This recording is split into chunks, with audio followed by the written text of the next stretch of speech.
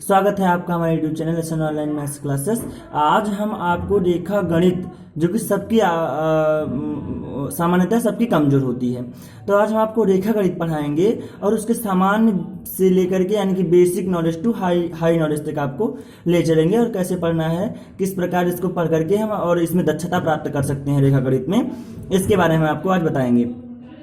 देखिए, अगर रेखा गणित है वो थोड़ा थ्योरेटिकल नॉलेज पर आधारित होती है। ये आंकिक मान नहीं होता है कि इसको रख दिए तो ये आंसर वैल्यू आ जाती है। ये थोड़ा जो होता है थ्योरेटिकल मान पे आधारित होता है, थ्योरेटिकल वैल्यू इसकी होती है और ये थ्योरी पर आधारित होता है पूरा। तो इसलिए वीडियो स्टार्ट करने से पहले अगर आपने हमारे चैनल को सब्सक्राइब नहीं किया सबसे पहले सब्सक्राइब कीजिए, लाइक कीजिए तथा अपने दोस्तों के साथ शेयर कीजिए। आज हम आपको रेखा गणित पढ़ाएंगे। तो रेखा गणित का जो सबसे स्मॉलेस्ट बिंदु है, वो स्मॉलेस्ट जो टॉपिक है वो है बिंदु। क्या? बिंदु। अब देखिए, जो ये बिंदु है इसमें दिया है बिंदु का स्थान होता है, परंतु लंबाई, चौड़ाई और मोटाई कुछ नहीं होती है। इसे प्रायः हिंदी वर्णमाला या अंग्रेजी वर्णमाला, इसे अंग्रेजी वर्णमाला के किसी भी अक्षर से संबोधित कर सकते हैं, किसी भी अक्षर द्वारा प्रदर्शित किया जा सकता है। जैसे बिंदु ये है, तो ये देखो इसका क्या है, एक स्थान मात्र है। ये बिंदु क्या है? स्थान मात्र है। ना तो इसकी आप लंबाई माप सकते हैं, ना चौड़ाई माप सकते हैं और ना ही मोटाई माप सकते हैं। तो इसलिए बिंदु क्या हो जाएगा? बिंदु वह एकमात्र बिंदु का क्या होता है? बिंदु का एकमात्र स्थान होता है। इसकी ना तो लंबाई होती है, ना चौड़ाई होती है और ना ही ऊंचाई होती है। बिंदु क्लियर? फिर इसके बाद देखो, इसको हम किसी भी अक्षर से, इंग्लिश वर्णमाला के, इंग्लिश अल्फाबेट के किसी भी अक्षर से इसको हम प्रयुक्त कर सकते हैं। जैसे ये बिंदु है तो इसको हमने बिंदु ए, ये बिंदु है इसको बिंदु बी, इस तरीके से हम इसको प्रयुक्त कर सकते हैं सारे बिंदु को। फिर इसके बाद जो इसमें बात आती है रेखा की, तो देखिए रेखा क्या होती है? ऐसे होती है। कैसे होती है रेखा? ऐसे होती है।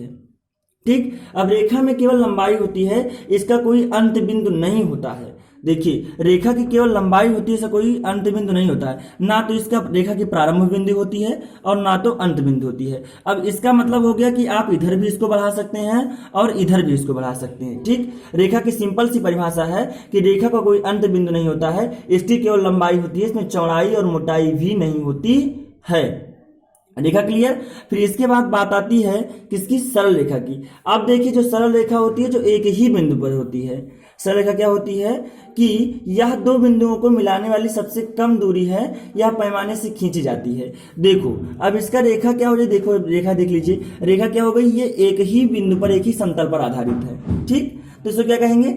सरल रेखा कहेंगे। और अगर वक्र रेखा की बात आती है तो वक्र रेखा क्या होती है कि यह दो बिंदुओं को मिलाने टेढ़ी मेढ़ी रेखा को, या दो बिंदुओं को मिलाने वाली टेढ़ी मेढ़ी रेखा बनाती है, तो इसको वक्र रेखा कहते हैं। यह इसको खींचने के लिए कोई भी पैमाना नहीं आता है, किसी प्रकार का इंस्ट्रूमेंट्स नहीं होता है। तो इसको अगर खींचना है आपको तो सीधे सीधे हाथ से खींचेंगे और इसको खींचा नहीं जा सकता है किसी भी द्वारा।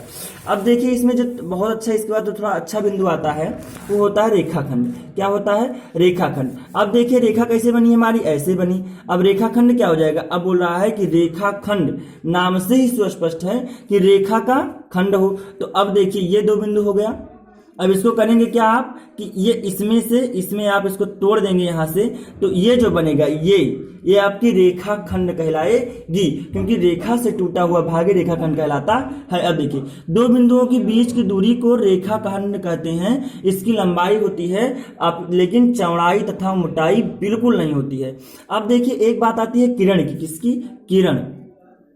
देखिए, किरण, जो किरण होती है उससे क्या होती है कि किरण का प्रारंभ बिंदु तो होता है लेकिन अंत बिंदु नहीं होता है। किसका? किरण का प्रारंभ बिंदु होगा लेकिन अंत बिंदु नहीं होगा। अब यहाँ ऊपर समझिए रेखा किसे कहते हैं, किरण कैसे कहते हैं। अब देखिए, जो रेखा है वो क्या है? ये रेखा हो गई। ठीक। दोनों तरफ ना तो इसका प्रारंभ बिंदु है और ना ही अंतिम बिंदु है, ना तो इसका बिगिनिंग पॉइंट है और ना ही इसका लास्ट पॉइंट है। और इसके बाद इसी तरीके से क्या हो गया कि इसमें बिगिनिंग पॉइंट तो होता है बट लास्ट पॉइंट नहीं होता है। किसमें? किरण में, जिसे रे कहते हैं। फिर इसके बाद अगर बात आती है किसकी? रेखाखंड की, तो इसमें क्या होता है? लास्ट पॉइंट भी होता है और बिगिनिंग पॉइंट भी होता है। क्या होता है?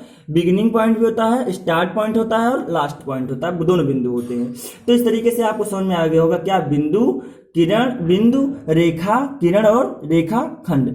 अब देखिए, अब इस सब के बाद आती है कोण। इस सब के बाद क्या आता है? कोण आता है। तो कोण को देखिए, एंगल, जिसे इंग्लिश में क्या कहते हैं? एंगल कहते हैं। जब दो रेखाएं एक बिंदु पर मिलती हैं तो इनके परस्पर झुकाव को को कोण कहते हैं। क्या कहते हैं? जब दो रेखाएं एक बिंदु पर मिलती हैं तो इनके परस्पर झुकाव को कोण कहते हैं। ये देखिए डिफिनेशन थोड़ा हाई लेवल की नहीं है, डिफिनेशन क्या है, ये थोड़ा कम लेवल की है।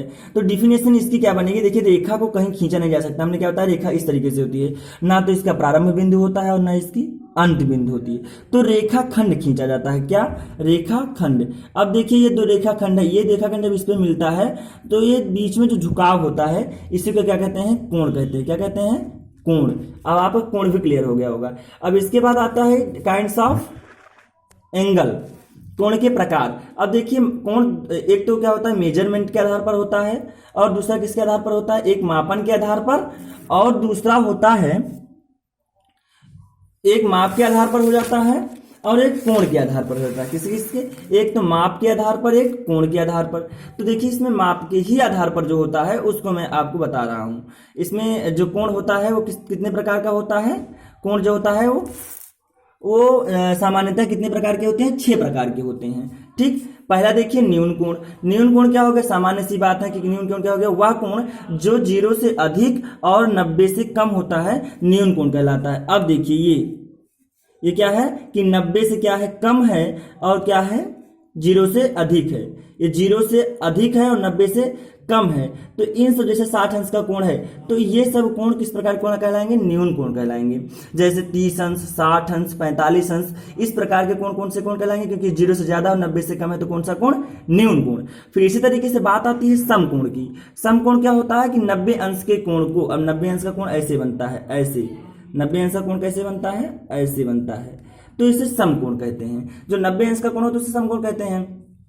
अब देखिए, अब आती है बात अधिक कोण की। तो अधिक कोण क्या होता है? वह कोण जो 90 अंश से अधिक और 180 अंश से कम होता है, क्या कहलाता है? अधिक कोण कहलाता है। अब देखिए क्या बोल रहा है, जो वह कोण जो 90 अंश से अधिक, 90 अंश का कोण ये बन गया। अब बोल रहा है इससे अधिक हो और इससे कम हो, इससे अधिक और इससे कम। तो अगर इस तरीके से 135 ये सब कोण बनते हैं तो ये सब 135 वाला कोण क्या कहलाएगा? अधिक कोण कहलाएगा।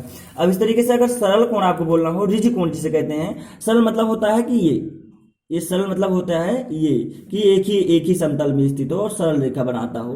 तो इस तरीके से जो कोण होता है उसे सरल कोण कहते हैं। जो कोण, तो परिभाषा क्या बनती है? जो कोण 180 अंश का कोण होता है उसे सरल कोण या रिज कोण कहते हैं। अब देखिए बृहद कोण, इसे प्रतिवर्ती कोण भी कहते हैं। वह कोण जो 180 अंश से अधिक तथा 360 अंश से कम होता है बृहद कोण कहलाता है। कौन सा? बृहद कोण कहलाता है। ये 180 से अधिक होगा और 360 से कम होगा। बृहद कोण इसे प्रतिवर्ती कोण भी कहते हैं। अब सबसे लास्ट बिंदु जो है कोण का वो पूर्व कोण है। कौन सा कोण? पूर्व कोण है। तो वह कोण जिसकी माप 360 अंश होती है वही क्या कहते हैं? उसे पूर्व कोण कहते हैं। देखिए जो पूर्व कोण जो 360 अंश का कोण होता है वो एक सर्किल बनाता है। क्या बनाता है? सर्किल। तो इसको क्या कहेंगे? पूर्व कोण कहेंगे। इस तरीके से हमने आपको बेसिक नॉलेज में आज क्या क्या बताया? हमने आपको बिंदु बताया, रेखा बताया, किरण बताया, रेखाखंड बताई, कोण बताए, और कोण के कितने प्रकार होते हैं उन सब का आज हमको बता दिया, आज हम आपको बता दिए हैं। तो इनको अच्छे से पढ़िएगा और हमारे चैनल को सब्सक्राइब करना बिल्कुल मत भूलिएगा। Thank you.